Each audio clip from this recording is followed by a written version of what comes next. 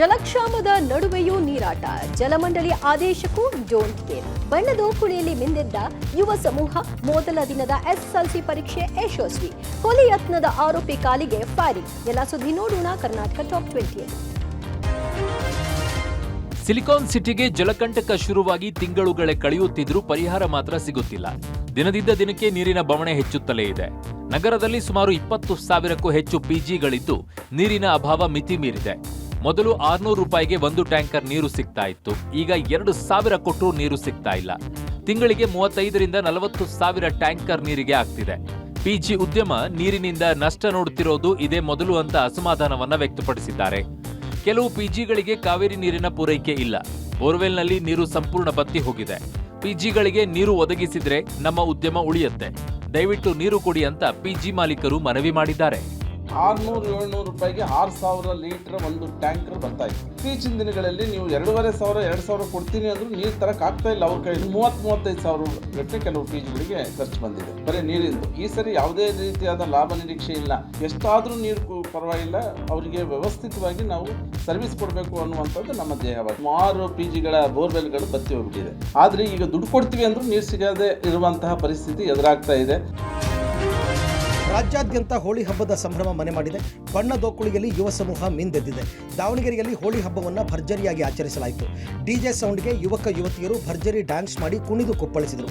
ಗುಮ್ಮಟನಗರಿ ವಿಜಯಪುರದಲ್ಲೂ ರಂಗುರಂಗಿನ ಹೋಳಿ ರಂಗೇರಿದೆ. ಕಾಮದಹನ ಮಾಡಿದ ಕಾಮಣ್ಣರ ಮಕ್ಕಳು ಬಣ್ಣಗಳಲ್ಲಿ ಮುಳುಗಿದರು. ರಾಜಧಾನಿಯಲ್ಲಿ ಇಂದು ಹೋಳಿ ಕಲರವ ಜೋರಾಗಿತ್ತು. ಕಬ್ಬನ್ಪೇಟೆ ಸಾಂಸ್ಕೃತಿಕ ಒಕ್ಕೂಟ ಮತ್ತು ಬೆಂಗಳೂರು ದಸರಾ ಉತ್ಸವ ಫೌಂಡೇಶನ್ ವತಿಯಿಂದ ಅದ್ದೂರಿಯಾಗಿ ಹೋಳಿ ಹಬ್ಬ ಆಚರಿಸಲಾಯಿತು. ಕಬ್ಬನ್ಪೇಟೆಯಲ್ಲಿ ನೀರು ಬಳಸದೆ ಡ್ರೈ ಬಣ್ಣ ಹಚ್ಚಿ ಜನ ಸಂಭ್ರಮಿಸಿದರು. ಚಿಕ್ಕಪೇಟೆಯಲ್ಲಿ ಜಲಮಂಡಳಿ ಆದೇಶವನ್ನು ಲೆಕ್ಕಿಸದೆ ಪ್ರತಿಷ್ಠಿತ ಹೋಟೆಲ್ ರೆಸಾರ್ಟ್ಗಳಲ್ಲಿ ರೈನ್ ಡ್ಯಾನ್ಸ್ ಮಾಡಲಾಯಿತು. ವರ್ತೂರಿನಲ್ಲೂ ಬಣ್ಣದ ಹಬ್ಬ ಜೋರಾಗಿತ್ತು. ಪರಪ್ಪನ ಅಗ್ರಹಾರ ಠಾಣಾ ವ್ಯಾಪ್ತಿಯ ಪಾರ್ಕ್ವೇ ಹೋಮ್ಸ್ ಅಪಾರ್ಟ್ಮೆಂಟ್ನಲ್ಲಿ 2 ಲಕ್ಷ ಲೀಟರ್ ನೀರಿಗೆ ಬಣ್ಣ ಹಾಕಿ ಹೋಳಿಯನ್ನು ಸೆಲೆಬ್ರೇಟ್ ಮಾಡಿದರು. ಇವತ್ತು ರಾಜ್ಯಾದ್ಯಂತ ಎಸ್ಎಸ್ಎಲ್ಸಿ ಪರೀಕ್ಷೆ ಆರಂಭಗೊಂಡಿದೆ. ಮೊದಲ ದಿನವಾದಂತಹ ಇವತ್ತು ಪ್ರಥಮ ಭಾಷೆ ಪರೀಕ್ಷೆ ನಡೆಯಿತು. 98.41% ವಿದ್ಯಾರ್ಥಿಗಳು ಹಾಜರಾಗಿದ್ರು. ವಿಜಯಪುರದಲ್ಲಿ ಪರೀಕ್ಷಾ ಅಕ್ರಮದಲ್ಲಿ ತೊಡಗಿದ್ದಂತಹ ಓರ್ವ ವಿದ್ಯಾರ್ಥಿಯನ್ನ ಡಿಬಾರ್ ಮಾಡಲಾಗಿದೆ. ಉಳಿದಂತೆ ಎಲ್ಲೆಡೆ ಪರೀಕ್ಷೆ ಕಟ್ಟುನಿಟ್ಟಾಗಿ ನಡೆದಿದೆ. ಯಾದಗಿರಿಯಲ್ಲಿ ತಾಯಿ ಹಾಗೂ ಮಗ ಒಂದೇ ಪರೀಕ್ಷಾ ಕೇಂದ್ರದಲ್ಲಿ ಎಕ್ಸಾಮ್ ಬರೆದಿದ್ದಾರೆ. ಇನ್ನು ಶಹಾಪುರ ತಾಲೂಕಿನ ಸಗರ ಗ್ರಾಮದ ಗಂಗಮ್ಮ ಹಾಗೂ ಮಲ್ಲಿಕಾರ್ಜುನ ಉತ್ಸಾಹದಿಂದ ಪರೀಕ್ಷೆಯನ್ನ ಬರೆದಿದ್ದಾರೆ. ಇನ್ನು ಬೆಂಗಳೂರು, ರಾಯಚೂರು, ಉಡುಪಿ ಸೇರಿದಂತೆ ಹಲವೆಡೆ ವಿದ್ಯಾರ್ಥಿಗಳಿಗೆ ಗುಲಾಬಿ ಹೂ ನೀಡಿ ಪರೀಕ್ಷಾ ಕೇಂದ್ರಗಳಿಗೆ ಬರಮಾಡಿಕೊಳ್ಳಲಾಯಿತು. ಇನ್ನು ಮುಂಜಾಗ್ರತಾ ಕ್ರಮವಾಗಿ ಎಲ್ಲೆಡೆ ಪೊಲೀಸ್ ಭದ್ರತೆ ಇತ್ತು. ಬೆಳಬೆಳಗ್ಗೆ ಶಿವಮೊಗ್ಗದಲ್ಲಿ ಗುಂಡಿನ ಸದ್ದು ಮೊಳಗಿದೆ. ಕೊಲೆ ಯತ್ನ ಪ್ರಕರಣದ ಆರೋಪಿ ರೌಡಿ ಶೀಟರ್ ಕಾಲಿಗೆ ಪೊಲೀಸರು ಫೈರಿಂಗ್ ನಡೆಸಿ ಬಂಧಿಸಿದ್ದಾರೆ. ಶಿವಮೊಗ್ಗ ಹೊರವಲಯದ ಮಲ್ಲಿಗೇನಹಳ್ಳಿ ಬಳಿ ರೌಡಿ ಶೀಟರ್ ಪರ್ವೇಜ್ ಅಲಿಯಾಸ್ ಫಾರೂಕ್ಗೆ ಗುಂಡೇಟು ಬಿದ್ದಿದೆ. ತುಂಗನಗರ ಪೊಲೀಸ್ ಠಾಣೆಯಲ್ಲಿ ನಡೆದಿದ್ದ ಕೊಲೆ ಯತ್ನ ಪ್ರಕರಣಕ್ಕೆ ಸಂಬಂಧಪಟ್ಟಂತೆ ಫಾರೂಕ್ ಪೊಲೀಸರಿಗೆ ಬೇಕಾಗಿದ್ದ, ಆದರೆ ಹಲವು ದಿನಗಳಿಂದ ತಲೆ ಮರೆಸಿಕೊಂಡಿದ್ದ ಅಂತ ಇವತ್ತು ಮಲ್ಲಿಗೇನಹಳ್ಳಿ ಸಮೀಪ ಆರೋಪಿ ಇರುವ ಖಚಿತ ಮಾಹಿತಿ ಮೇರೆಗೆ ಬಂಧನಕ್ಕೆ ಪೊಲೀಸರು ಹೋಗಿದ್ರು. ಈ ವೇಳೆ ಆರೋಪಿ ಪೊಲೀಸರ ಮೇಲೆ ಚಾಕುವಿನಿಂದ ದಾಳಿ ನಡೆಸೋಕೆ ಮುಂದಾದ. ಈ ವೇಳೆ ಆತ್ಮರಕ್ಷಣೆಗೆ ಪೊಲೀಸರು ಗುಂಡು ಹಾರಿಸಿದ್ದಾರೆ.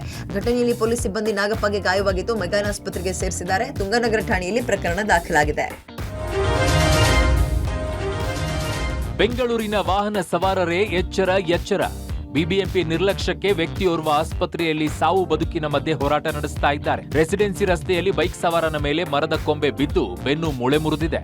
ಕಾಲು ಸ್ವಾಧೀನ ಕಳೆದುಕೊಂಡು ಓಡಾಡದ ಸ್ಥಿತಿಯಲ್ಲಿ ನಾಗರಭಾವಿ ನಿವಾಸಿ ಚಂದನ್ ಒದ್ದಾಡ್ತಾ ಇದ್ದಾರೆ. ಗುಣಮುಖರಾಗಲು 8ರಿಂದ 9 ತಿಂಗಳು ಬೇಕು ಅಂತಿದ್ದಾರೆ ವೈದ್ಯರು. ಇದೇ ತಿಂಗಳ 7ರಂದು ಈ ಘಟನೆ ನಡೆದಿದೆ. ಅಶೋಕನಗರ ಪೊಲೀಸ್ ಠಾಣೆಯಲ್ಲಿ ಬಿಬಿಎಂಪಿ ವಿರುದ್ಧ ದೂರು ಕೂಡ ದಾಖಲಿಸಲಾಗಿತ್ತು. ಇಡೀ ಕುಟುಂಬಕ್ಕೆ ಆಧಾರವಾಗಿದ್ದ ಚಂದನ್ ಆಸ್ಪತ್ರೆಯಲ್ಲಿ ನರಳಾಡ್ತಾ ಇದ್ದು ಬಿಬಿಎಂಪಿಯ ವಿರುದ್ಧ ಆಕ್ರೋಶವನ್ನ ವ್ಯಕ್ತಪಡಿಸಿದ್ದಾರೆ. ಬೀಳುವ ಮರದ ಕೊಂಬೆಗಳನ್ನ ತೆರವು ಮಾಡದೆ ಜನರ ಜೀವದ ಜೊತೆಗೆ ಚೆಲ್ಲಾಟ ಆಡ್ತಾ ಇದ್ದೀರಾ ಅಂತ ಕಿಡಿಕಾರಿದ್ದಾರೆ. ಬಿಸಿಲ ಬೇಗೆಗೆ ಕಂಗಿಟ್ಟಿರುವ ರಾಜ್ಯದ ಜನರಿಗೆ ಹವಾಮಾನ ಇಲಾಖೆ ಗುಡ್ ನ್ಯೂಸ್ ಕೊಟ್ಟಿದ್ದು, ಈ ತಿಂಗಳು ಕೊನೆಯ ವಾರದಲ್ಲಿ ರಾಜ್ಯದಲ್ಲಿ ಮಳೆಯ ಮುನ್ಸೂಚನೆ ಕೊಟ್ಟಿದೆ. ಕರಾವಳಿ ಜಿಲ್ಲೆಗಳು ಹಾಗೂ ದಕ್ಷಿಣ ಒಳನಾಡಿನ ಜಿಲ್ಲೆಯಲ್ಲಿ ಮಳೆ ಸಾಧ್ಯತೆ ಇದ್ದು, ಚಾಮರಾಜನಗರ, ಚಿಕ್ಕಮಗಳೂರು, ಹಾಸನ, ಕೊಡಗು, ಮೈಸೂರು, ಶಿವಮೊಗ್ಗ ಸೇರಿದಂತೆ ಹಲವು ಕಡೆ ಸಾಧಾರಣ ಮಳೆಯಾಗುವ ಸಂಭವ ಇದೆ. ಕಳೆದ 2 ದಿನಗಳ ಹಿಂದೆ ಚಿಕ್ಕಮಗಳೂರು ಹಾಗೂ ಬೆಳಗಾವಿ ಸೇರಿದಂತೆ ಹಲವು ಕಡೆ ವರುಣನ ಸಿಂಚನ ಆಗಿದ್ದು, ಮುಂದಿನ 24 ಗಂಟೆ ರಾಜ್ಯಾದ್ಯಂತ ಒಣಹವೆ ಮುಂದುವರಿಯುವ ನಿರೀಕ್ಷೆ ಇದೆ ಅಂತ ರಾಜ್ಯ ಹವಾಮಾನ ಇಲಾಖೆ ಮಾಹಿತಿ ಕೊಟ್ಟಿದೆ.